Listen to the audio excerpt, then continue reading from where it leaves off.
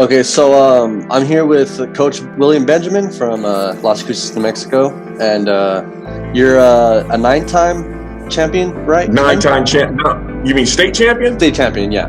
It's the Las Cruces High School is a nine-time state champion, not me. Oh, I thought I won 2 state championships, and I've won 2 state championships as a head coach. But Las Cruces High School has a lot of history, and so we won Las Cruces High School basketball-wise. I believe they won 9 or 10 state championships. Okay, well, so I just want to know, like, I believe you're from the Chicago area, if I'm not mistaken. Nope, I'm from Los Angeles. I'm from Santa Monica, California, which is about 10 minutes, 15 minutes outside of Los Angeles, right there on the beach. It's beautiful. You would love it. Yeah, you would love it. You fit right in with all your tattoos. Hey, yeah, my parents are a big fan of that for sure, the tattoo thing. So you played under Neil McCarthy. What was that like? Man, it was coming from Santa Monica, where I'm from, coming out of high school. Man, it was just an eye-opening experience. I was very fortunate to play under Neil McCarthy, and we had very good teams. So, man, just the whole experience of being involved with good basketball and just a positive community just was an amazing experience for me. Okay, so getting a D1 offer, do you know what your averages were in high school? There was nothing gaudy, it was nothing amazing. I probably averaged about 14 to 16 points a game. I'd give myself 6 assists probably a game, maybe 3 steals. But I was a point guard who didn't turn the ball over, and I was was a leader on the court and a winner. So we ended up winning my junior year the CIF championship, which is equivalent to winning state, probably in the state or New Mexico. And so I didn't have any gaudy stats. I was just a solid ball player who was fundamentally sound and was very skilled. Okay, so what do you think was your number one thing that got you into being able to be a D1 player? Because I know that a lot of people talk about having the mental fortitude to stay focused and to put in the time and the work, but like, I know when I played, I just wanted to go out there, and I grew up in the mixtape era, so I'm watching John Wall, hoop mixtape, behind the back, throwing no look, all this. That's what I practiced. I didn't practice the game of basketball. So like, what was it that would put you above, I would say, other people that you might have played with that didn't go to play in college? Man, that's great that you would ask a question like that and then share your experience of following mixtape. We didn't have mixtapes back in my day, and so we had individuals that were exceptional, but as far as working on your game, you had to. For me, it was working on a skill set. Mm-hmm. I grew up with people during the Magic Johnson era, Bird era, Michael Jordan. So you had several people that were trying to emulate Michael Jordan, but didn't have the athleticism. When you're a kid, I don't think you really realize skill set of the game that you have to develop for, say, your size. Yeah. So for me, I was a point guard. So I had to develop a skill set to where I would be able to dribble with both my right hand and left hand. Also be able to make good decisions to where you don't turn the ball over. And I was fortunate enough to grow up in an era of basketball when you were watching NBA, where you had a person like Magic Johnson or Larry Bird that could affect the game by incorporating other people in it as far as what they're passing, rebounding. So it's not so much. I think sometimes young kids think that in order to get a scholarship, you have to score. When a lot of times, if you can just focus on being a fundamentally sound player, sometimes that gets the attention of Division I colleges. And fortunately for me, at my size, I was very skilled at the point guard position, and I developed my game throughout high school. From that, I loved Michael Cooper, so I really wanted to be a good defensive player. I loved Magic Johnson, so I wanted to be a good passer. and you know, believe it, one of the players that I really liked a lot growing up was a guy by the name of Sidney Moncrief, because he played for Milwaukee, and he was a basketball player that did everything. Yeah. He passed, he defended, he shot, he scored. I wasn't a very skilled scorer, but I played hard defensively. Like I said, I was very skilled with my ball handling skills. You would never take the ball from me, and I was a very good passer. I developed my shot actually when I got to college. I wasn't a bad shooter in high school, but I got a lot better in college. So those were the things that I focused on as a kid, was more skill set than athleticism and the fancy stuff. Now, is there a player that you can think of like right away that got an offer strictly off of those things rather than putting up 30 a night or like just being a freak of nature athletically? Is there one person that comes to mind? Man, you always have, you know, you're always going to see where I'm growing up people that are bigger than you, stronger than you, faster than you, and they're phenomenal athletes. You don't see that. You don't recognize that when you're a kid. You're just recognizing that this guy can jump. You're not saying, you know, you're not really saying, well, he can't shoot or he can't because he's getting to the rim and doing whatever, and having success. There's not one particular person. I mean, there's people that stood out that didn't get scholarships, but they were phenomenal athletes. But the flip side to that is the higher up you go, you're going to run into just as people that are phenomenal athletes as well.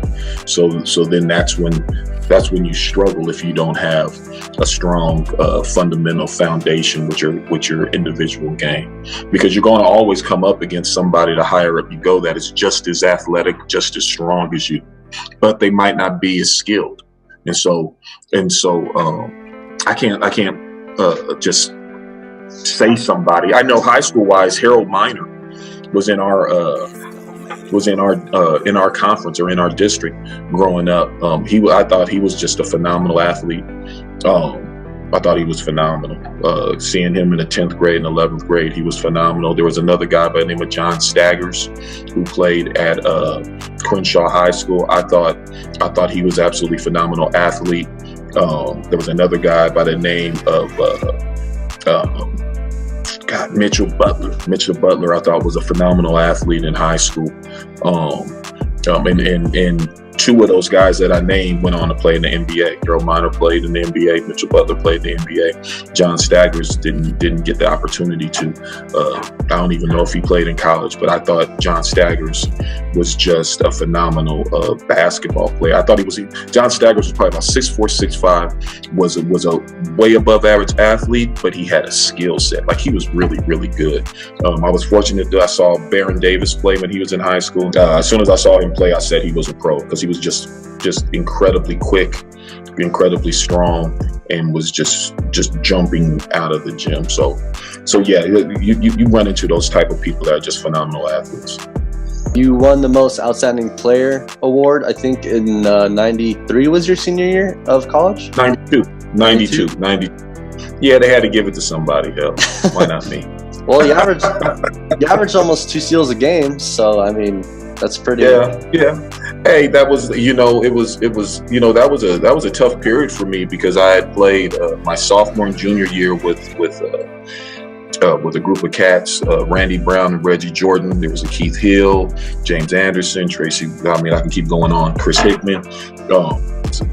And so then my senior year,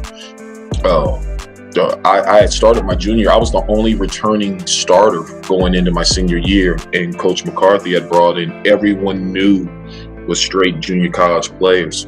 So that was an interesting transition, just from a standpoint of leadership and being able to adapt to new basketball players, and it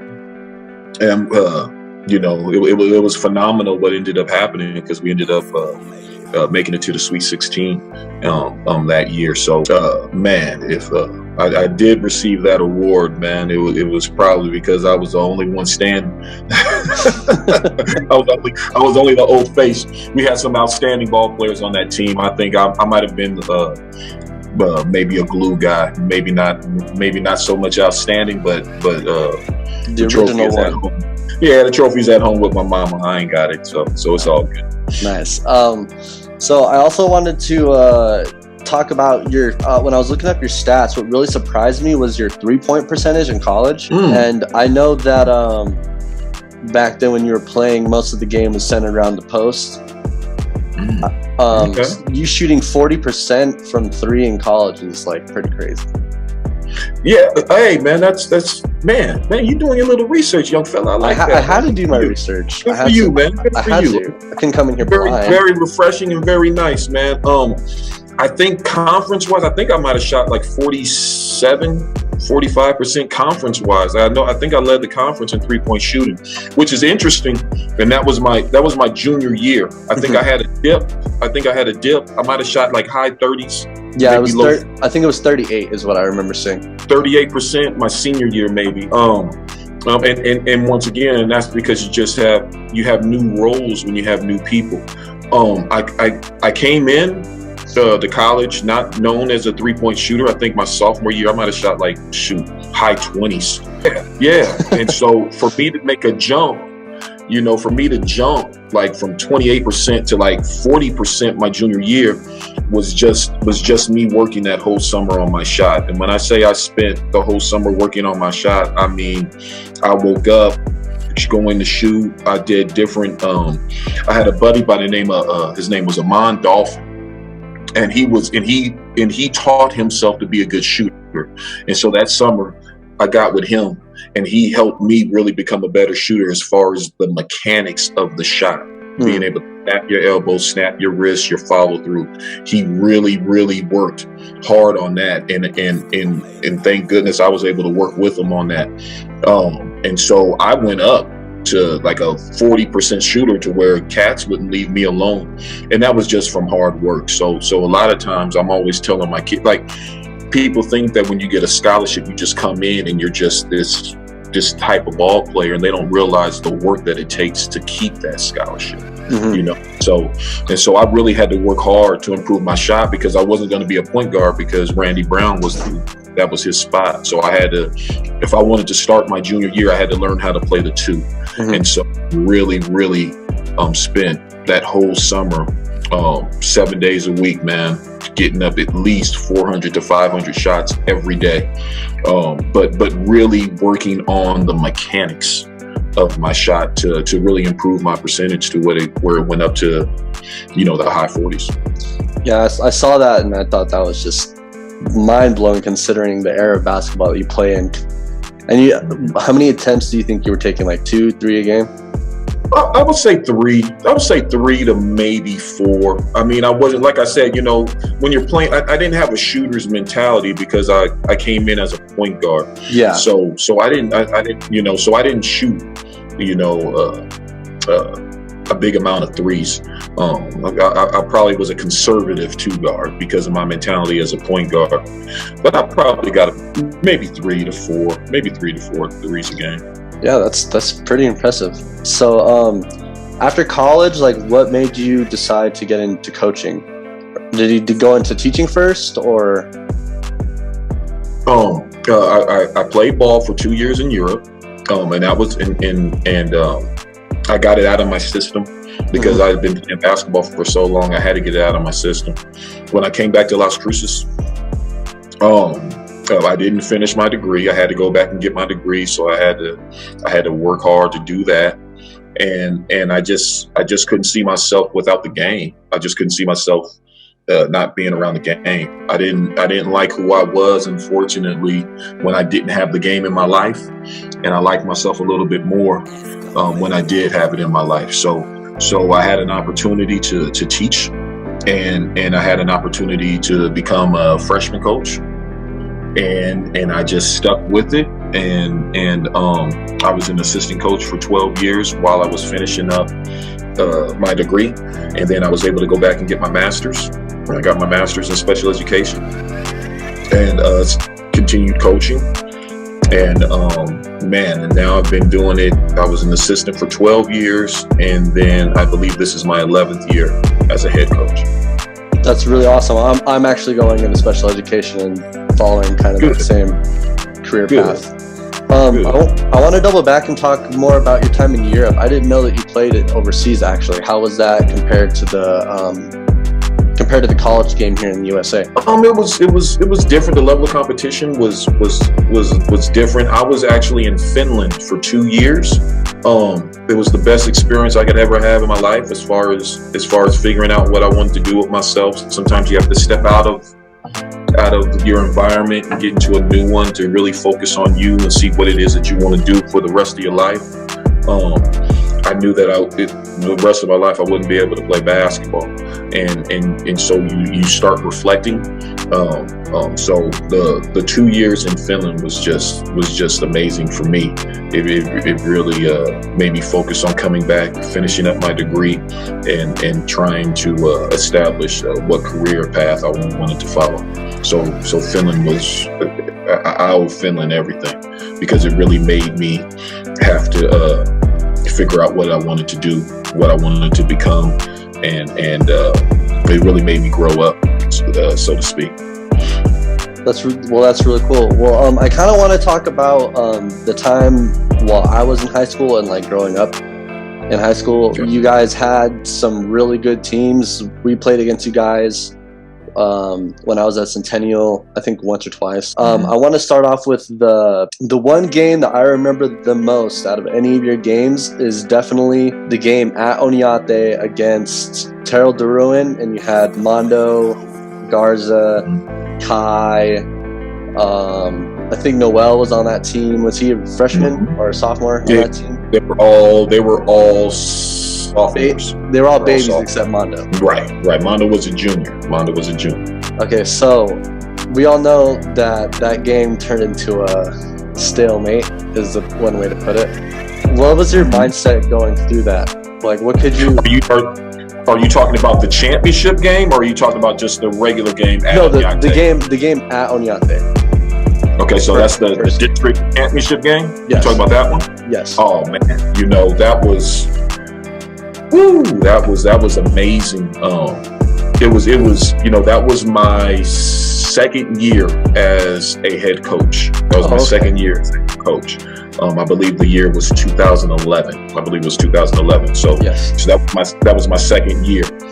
We had played them at our gym and they beat us. And when I tell you our gym was packed, it was an amazing atmosphere. And then we played them at their gym and we beat them. So they beat us at our gym. We beat them at their gym. Their gym was packed. We ended up beating them. So now we're playing for the third time in the district championship game at Oñate. And man, it was standing room only in there. Oh, it was. Well, all three of those games were like that. I remember. It was amazing. It was amazing, and I had to go outside before the game because I wanted to get my composure together, get my thoughts together, and I went outside that little side door, and I saw the line that went all the way around the school. I think they had to turn at least a couple of hundred. I know 100 people. They had to turn a lot. There was a lot of people that were turned away and couldn't get in because the gym was so packed. Yeah. It was a phenomenal atmosphere for high school basketball in Las Cruces. I haven't seen anything since then. I haven't something either. Like that since then. I wish Oñate wouldn't have stalled the ball. I thought that kind of killed atmosphere when fans start booing. When you have guards like Terrell DeRuin, who was phenomenal, Tim Jacobs, who was phenomenal. Tim Jacobs was great too. Yeah, and we had, we were young. I mean, I had all sophomores, and then they pulled the ball out, and I wasn't going to have my guys chase them around like that. That's not what we came there for. So we just kind of sat back. I just told my kids to sit back and just let them do what it is they do, and that's what, that's the coach. That was their coach's philosophy during that time. I thought it was a shame, because we had people come in from Deming, Hatch, everywhere, Teresa, like everywhere, and to have an atmosphere like that, and to come out and have to deal with stalling the ball. I thought that I'm not going to say I was upset, but I was very disappointed, because we had two great games. and to come out for the third game, to start the game like that, and held the ball for like 3 minutes. Oh, 3 minutes. Quarter, yeah, I remember that Terrell was sitting in the corner holding the ball for 3 minutes straight. It was just. Yeah, and he hated it. Yeah, I bet he did. He wanted it. I bet he did. But they wanted to play basketball. They wanted to play basketball. They wanted to play basketball. I just think there's times in the basketball where you do hold the ball, where it's part of the game, and then there's other times where you hold the ball, and I just think it sends a bad message, and it's not teaching. We're not teaching the game when you do that. You're not teaching the game. So, but anyway, I was very disappointed for our kids. I was disappointed for our community, but at the same time, it still was a good game for the most part. You take away the stalling, it still was a good game. But I was definitely disappointed. So, the championship game. I don't exactly remember how that ended. I was there, but I was still kind of young. Do you want to run me back the last 5 minutes of the game? Well, I mean, it was it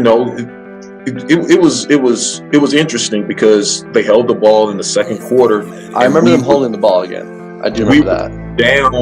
I think we were down 1, and so I didn't come out. We stayed in. I believe we stayed in man to man, but I didn't have them go chase. Mm-hmm. And one of my players made an error. He switched on Tim, and I told him not to switch. Gilbert Singala was supposed to stay with him, but he switched. Tim went around him, kicked the ball out to Brandon for a 3, and he hits it. And so now we go, instead of going down, I want to say we were down 1.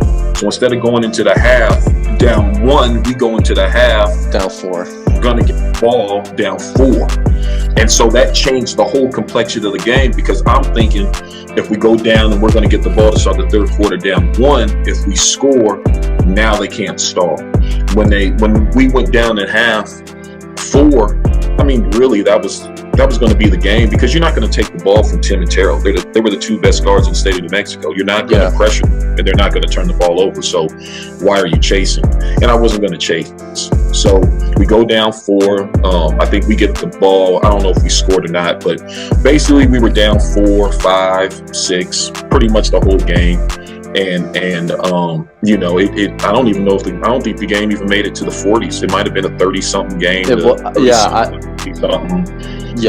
I think it was a low-scoring game, if I remember. I forgot that Oñate had that shooter. What was his name again? I want to say his name was Brandon Rosales. Yes, Brandon Rosales. He had a cannon, that kid. Yeah, and because he had Tim and Terrell, I mean, when they would penetrate, they just kick it out to him. He had a wide open shot, and he could stroke it. Yep. And he could stroke it, and that's what ended up happening. So I think that, like I said, it was a low-scoring game. It wasn't fun. It wasn't. And I'm not saying that because we lost. I'm just saying for the atmosphere that we had generated in the city of Las Cruces basketball. Las Cruces is a football town. Yeah. You say Mayfield, you say Cruces, you say football. Especially then. There was a Centennial, and Oñate's not known for their football. So, 2011, Cruces is still a football town, and we really had a lot of people show up for that game, and it was exciting, man. It was a very exciting time. I just wish we could have had a better brand of for that game. We could have played a little bit more up tempo, a little bit more basketball, like we had played the 2 previous games. When was the year that you knew that you were going to get your first chip? Like, what was the thing that put you guys over the hump that year? Was it the matchups, or was it just the development of the players? Man, you never go in thinking you're going to get a chip. I thought we had Mondo. We had Mondo his senior year, where Garza and them were juniors, and everyone had us number 1 in the state because of Mondo. But I didn't think that. I thought I had a lot of kids quit my first 3 years, and so Mondo was my only senior.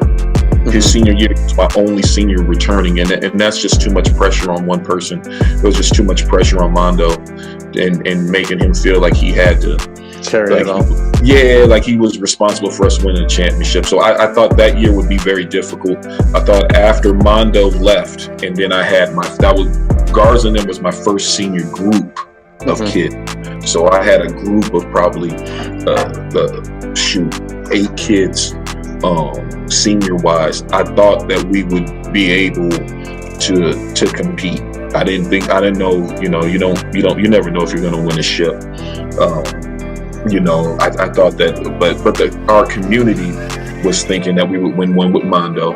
And then after Mondo left, I thought overall people probably thought that we would struggle. I thought we would be better because that was my first group of seniors, and they knew the system. They knew the system. They had come up through the system. Garza and them had played varsity for 3 years. They knew situations. They've been in all type of situations, from tight games to everything. So I thought that we would be able. I knew we would get to the pit, but what we did in the pit, I didn't know. And man, we was just fortunate enough to get lucky and got the right draw, and kids got on the roll at the right time, and we were able to get that ship in 2013. Yeah, I was there for that game. I was happy for you guys that you guys had won one, because I had been, even though I went to the other high schools, I was rooting for that group because I was friends with Kai, and I had a funny story. We played you guys, I think, when Centennial first started in the summer. We had a tournament at Centennial, like as the big grand opening, whatever. And I remember I was thrown in. This is before we had Cesar and all them. So I got thrown in to guard Joe, and I think you ran. I don't know if you were coaching the game. I can't remember if the head coaches were allowed to coach the summer games, but whoever it was picking on me dirty, and I don't appreciate it. You guys ran Joe off like 3 triple screens. That's me. You're picking on me, and I still remember that. I hold the grudge a little bit. I remember that. I was like, just ran me off 3 screens in a row, the same play. Hey, that was probably a new play too. That was a new play. I think I know the play you're calling is we call it Thunder, where he runs off 2 picks. Yep. And then I know exactly what you're saying. So yeah, I'm sorry about that, young fella. But I'm 5'6". I couldn't get around Kai and all them. Kai and Noel, too small, man. That's all right. That's good. That's cool, man. That's all right. Yeah. So I also wanted to talk to you just about that camp that I was in. This wasn't in my notes, but I just wanted to know, like, out of that group of kids, do you remember anyone like real special that ended up actually becoming really, really good farther down the line, or maybe that's someone that surprised you? What year of the camp are you talking about? I believe that was 2000. Let's see, I want to say 2012. It was when Obama got elected. I think I was in 8th grade. So maybe that summer. Okay. That was Daniel Munoz. Who else was in that group? Sammy Barnes before he moved. Okay. Darnell Cool year? Yes. Darnell was was part of that group. Darnell was with that group. I think Cody Murillo might have been with that group. Yeah. Was there a kid? The kid who ended up going to was Angel with that group? The kid who went to Centennial? Angel? Yeah. Angel, was he with that group? Yeah, Angel was with that group. I remember him. I don't know if he was with that group, but I remember him distinctly because he shot every damn time. Yeah. Right. No, most of the time when I do my camps, it's I want the kids playing, and I like to watch, and just so you can see everything. You can see kids' skill set. You can see who's selfish. You can see who's a good teammate. You can see who's shy. You can see who's confident. You can see who plays defense, who doesn't. You can see who's more about them than about their team. You can see who's willing to be a part of something that's bigger than them. And then you can also see who's committed, who's going to show up every day, who's going to show up with a good attitude, who's going to show up and do things like I like to call it the bulldog way, opposed to doing it their way. So when I do that camp, I think we go for the whole month of June. I think we go 3 to 4 days a week where we're just playing basketball. Yep. And every day. And just let you guys play, get you guys jerseys, and let you guys go at it. And I have my guys ref. And I just kind of walk around and just kind of facilitate, make sure there ain't no fights or nothing crazy like that. But I'm also making sure that everybody's having a good time. if one kid is just shooting every time and not incorporating the other kids, well, that's not basketball. That's not basketball. Everyone, should be able to be a part of what's going on out there on the court, regardless of your skill level. Regardless of your skill level, and then that shows me who's selfish and who's not. Like, if you don't want to give a kid a ball because there's a chance that he's going to miss a layup, even though it's the right pass to make, that tells me a lot about you. That tells me about you as a young kid, young kid, and so and it allows me to have teaching moments, not moments that kids like, but teaching moments. So if you're out there, well, I'm the best player and I can shoot, well, no, there's the basketball player right there to make, because you can advance the ball by giving him the ball or giving the ball to somebody else. So I really miss not having my camp this year.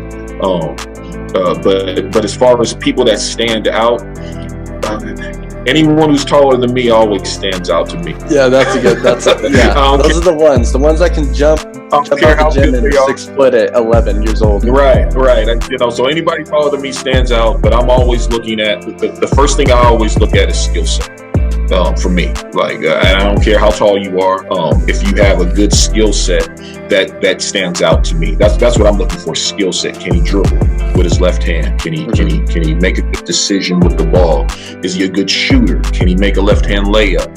If he's right-handed, does he play defense? And then I'll look at your attitude. But the first thing I'm looking at is your skill set. And then I'm looking at your attitude. Is he a good teammate? Is he a good kid that incorporates the other kids that are playing, stuff of that nature? Funny story. My team made it to the championship of that. We lost on a buzzer beater 3 by. Do you remember Gage? White boy, slow mo. Yes, I do. Yes, I do remember Gage. I remember that name. Yes, he hit us with a buzzer beater 3. But see, that's what it's about. Like right there, like you're talking about a championship when you're in the 8th grade, like 7th grade, whatever grade you're in, and we're having it. See, that's what it's supposed to be all about. Just kids having fun. We're not supposed to be talking about who's better than who when you're talking about middle school kids. We're just supposed to be letting you guys play. And having a good experience and having fun playing basketball and competing. And that's, for me, that's what it's supposed to be about. Sometimes, especially now, we get caught, parents and kids get caught up. Well, I don't know what school I'm going to. Like, what are you talking about? Like, no one in Las Cruces. Yeah, like what are we talking about here? Like middle school kids now, they want you to recruit them damn near. And I don't get down like that. I want kids that want to be bulldogs, and regardless of how good someone's told you are, you might not be that good. Let's get in the gym, let's get to work, and let's assess where you're at, and let's try and help kids get better. Okay, well, so I have a couple more questions for you. So is there one end of game situation that you wish you could undo? And if it is, what is it and why? And if you haven't been in a situation where you felt like you didn't get the shot or the look that you wanted or something messed up, like what is something that coaches and players should know in like the last 5 seconds of a close game, or like last minute of a close game? Wow, that's a great question. To answer your first one, a game situation that I regret and wish I could redo would probably be my second year as a coach playing at the Pit against Manzano. It was tie score, I believe. It was tie score with like 2.5 minutes left in the 4th quarter, and I sat back in zone and I let them hold the ball. I let them hold the ball for the whole 2 minutes and 30 seconds, and I shouldn't have did that. I should have went and guarded them and made them have to make a decision.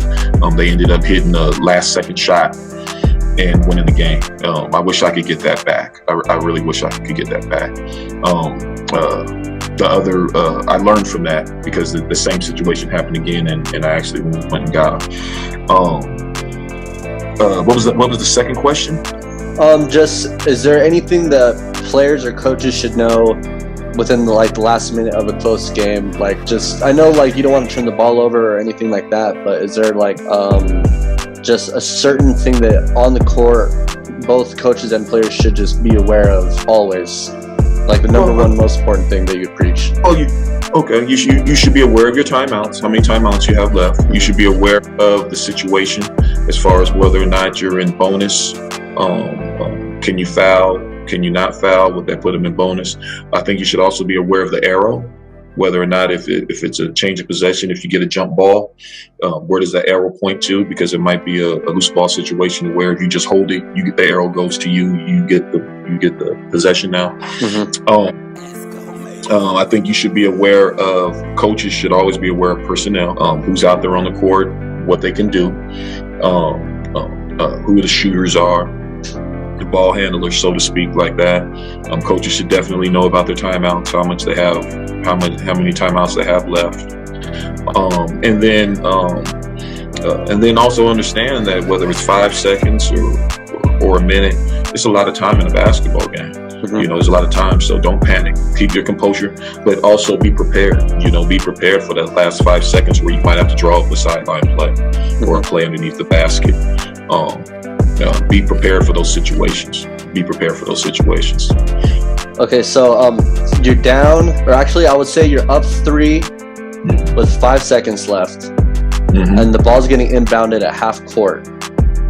Do you foul and send them? You're both in the bonus. Do you foul and send them to the line to shoot, or do you try and let them take the last shot? That's a good question. It depends. It depends. For me, if I worked on that situation, I would foul. If I haven't worked on that situation, I'm going to play defense. That's just that, you know, I know the percentages and everything as far as fouling them, and now they get to shoot 2 free throws. You still have to box out. You still have to box out. And so tip it in and win the game. Tip it in, and they will end up winning the game. So for me, if I worked on that situation, then I would foul. If I didn't work on that situation, then I would play defense and set up my defense to make sure that they're shooting a low percentage 3, than opposed to them shooting a high percentage 3. But I think that's just you know, for me as a coach, I try not to I only have my kids to do things that we've worked on. I don't do a lot of things on the fly. I do a lot of things as far as the structure of what we worked on. You might have to put in an out of bounds play on the fly or something like that. But as far as defense and situations, I try and go over all those situations, whether it's 10 seconds left and we're down 1, or whether it's 10 or 5 seconds left and we're down 1 or tie score. I try and make sure I go over all those situations because I hate to put kids in an unfamiliar spot. And then also, do you think there should be a shot clock in high school? Man, it's tough. Like I wouldn't oppose it. I wouldn't oppose it if they had one. Even if it's, I think it would be fun. 36 seconds, maybe not 24, but like 36, 35. 40 seconds, 35. Like for me, when we run our offense, we get a shot within 40 seconds or 35 seconds. I mean, it's not, you know, it's no big deal to me. But there's coaches that pull that ball out, you know. So I wouldn't be. I'm not opposed to a shot clock. The only problem I have with a shot clock is that it might promote bad shots. It might promote bad shots. I saw a high school game with a shot clock, and kids were just shooting badass shots, and now they can use the shot clock was running down as an excuse. Yeah, as an excuse. I think it'll increase the pace, which I think is good. Us as coaches have to do a better job of teaching if they did have a shot clock. But I also think that if us as coaches do a good job of teaching the game, we don't need a shot clock. I don't think we need a shot clock. And you know, if we continue to teach, you know, I think it takes away. I think it takes something out of the game. But I'm not opposed to a shot clock. If they want to get it, let's do it. But I am opposed to cats just holding the ball, man, because that's not cool at all. That's not cool at all. Okay, so I just have 2 more things. So I watched an interview that you had back in 2018. Tell me if you remember this. You're gonna ask me that when we just lost? You're gonna ask me that when we just lost? Come on, man. Come on. That's it. Come on. How can I forget that? That's Anyate, right? Is that Anyate? Is that no? 2018. We lost to Hobbs. Yeah, it was. We lost to Hobbs in the. We lost to Hobbs at Cruises. Yeah. The district tournament championship comes up to and asks, "How do you feel about that?" horrible. Yeah, like what am I supposed to say? I feel great, you know. It's all about the spirit of the game. No, man, I thought I handled it pretty cool. But no, you did. I thought the initial reaction was hilarious. I had to ask you about that. Yeah, like we just lost, man. We just lost, you know. But what was cool was, I think that might have been our first. Was that our first? That might have been our first loss that year. That's and then cool. we went up to the pit, and we ended up losing in the Final Four. Mm-hmm.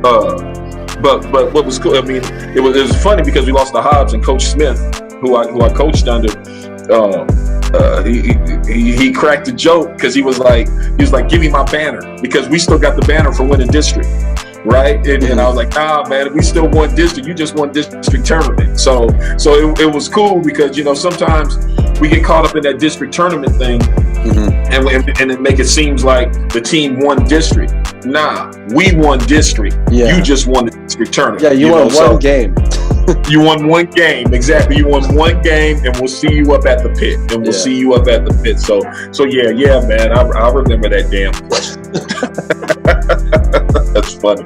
Okay, that's funny. Then I'll end it with this. So, what's the most important thing to you about coaching in general? Like what you would think of as the most important thing? Man,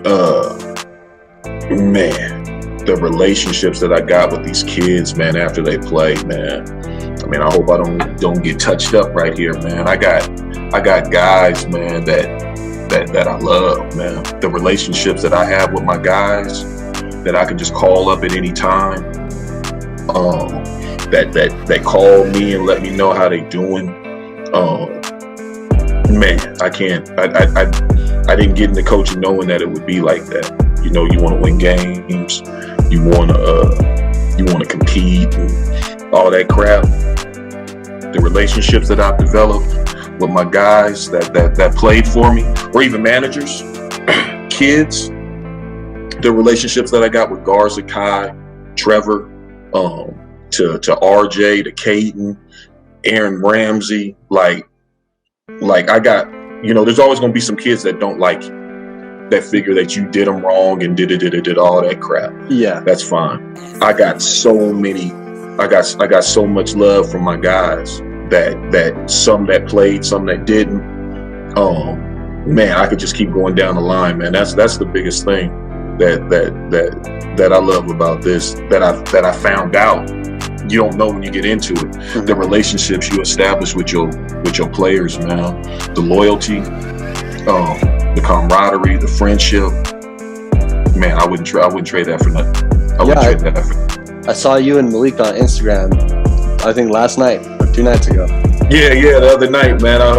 You know, that's my guy. You know, Malik's my guy. You know, Malik was a junior when we won our first state championship, and that's my guy. Malik, Darnell, Q-Tip.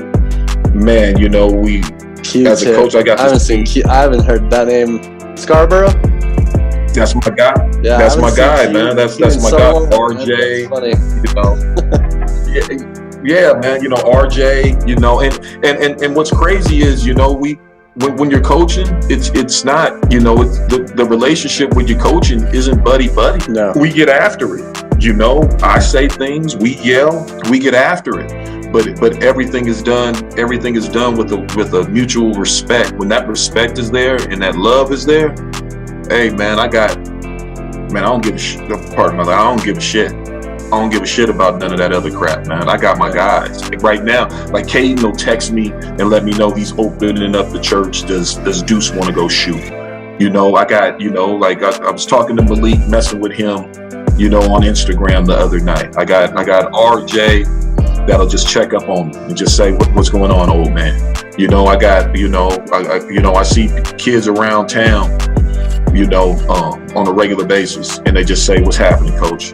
Man, that shit right there is priceless, man. That's real. That's real. As a coach, the loyalty and respect I got for my kids that came through my program, man, that'll never change for me. That's the one part about this. That's the best part for me, man. The loyalty I got with my cats, man. that goes real deep for me. That goes real deep for me. Well, that's awesome to hear. I had that same sort of connection when I coached over at Mayfield for a year with my freshman team. So Good. I see some of them now. Good, I saw man. some of them on campus. Some of the junior varsity guys on campus calling me coach. I'm like, you don't need to call me that anymore. But it's a title, you know. It's a title that goes with it, man. You know, I remember, you know, and I was talking to some of my guys, and you know, part of coaching young men is that they're supposed to make mistakes. Mm-hmm. You know, they're supposed to make mistakes because they're trying to figure it out. You know, they're trying to figure it out. And our job as coaches is to be there to not only try and help them figure it out, but to be there also to support them when they make mistakes. Mm-hmm. You know, and have a understanding that that's all part of growing up as well. You know, making mistakes is all part of growing up, and so man, it's a trip, because I got kids that I've seen freshman year you would have never thought would have made it through the program. No one talks about them, you know, when they're in middle school, and then all of a sudden, you know, I'm like, man, how come no one's saying nothing about these kids? You know, you know, so yeah, man, it's very special, the relationship I got with former players and current players as well. But the relationships I have with former players, man, it's priceless. I saw Corey Noel the other day shop at goddamn Walmart. He has a baby. Yeah, he's married to my friend Deandra. Yeah, he's married with a baby, and he's shopping in Walmart. And I'm like, look at you looking like a grown ass man with your family up in your shopping. Like it was beautiful, you know. Gave me a big hug.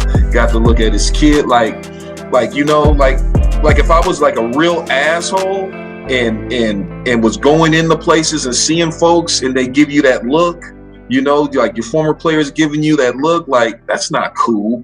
Yeah, like that's not cool. And like I love the fact that, you know, shoot, man, out of 20 players, 18 of my guys is gonna say what's up to me. There's gonna be 2 that don't like me, but they don't, you know, and that just comes along with it. But for the most part, my guys, man, I wouldn't trade them in for the world, man. I love my cats, man. I love my cats. That's dope. Okay, well, I think this is a good place to end it. If you don't mind staying a little bit after I record, I'll tell you a funny story that I heard about. I won't say the name right now, but I'll tell you after. I bet you when you tell me the story, I'm gonna know the name. I bet you will. Okay, well, thanks for doing man. Thanks a lot, young fella. Keep doing what you're doing, man. And if there's anything I can do to help you, please don't hesitate to ask me. And I think maybe you can help me, because if this thing opens up, I'm gonna have to figure out a way to streamline our game. So maybe you can help me with that technology on how to do that, man. Hey, I'll help in any way I can, Coach. Okay. Thank you very much, man. Yeah. Thanks.